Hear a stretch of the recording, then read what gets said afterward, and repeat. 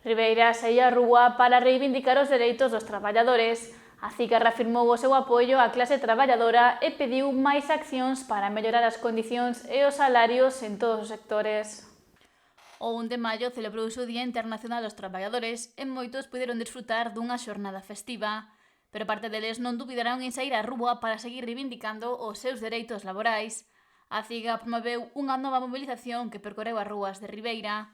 O secretario comarcal do sindicato, Xan García, afondou na situación dos traballadores na actualidade e pediu melloras para a sociedade. Seguiremos loitando polo dereito a unha sanidade pública, gratuita e de calidade, con ferramentas como a plataforma Só Sanidade Pública, a cal temos que agradecerlle a súa templanza, a súa continuidade nas súas loitas que se están dando continuamente nos centros de día e denunciando a precariedade do servicio sanitario tan básico como é a atención primaria. Porque todo isto entra dentro do papel que a CIGA ten asumida desde a súa fundación.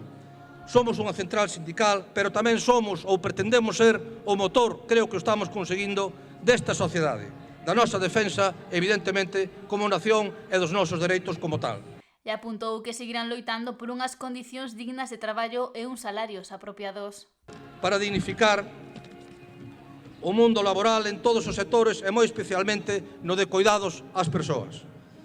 Ademais, este 1 de maio, aquí en Barbanza, ten que se poñer un novo impulso para continuar influindo e medrando mentras a nosa saúde non o permita, como viñamos facendo ata agora.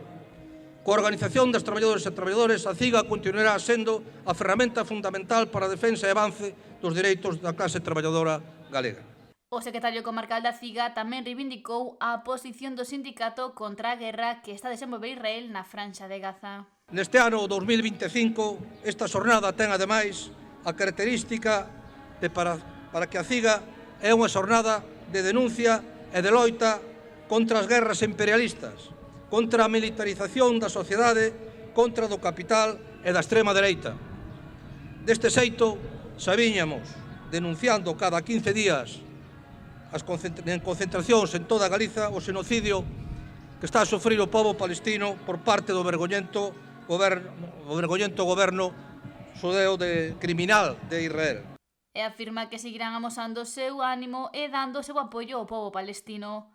E reitera a importancia de priorizar os servizos públicos antes que o gasto militar do Estado español.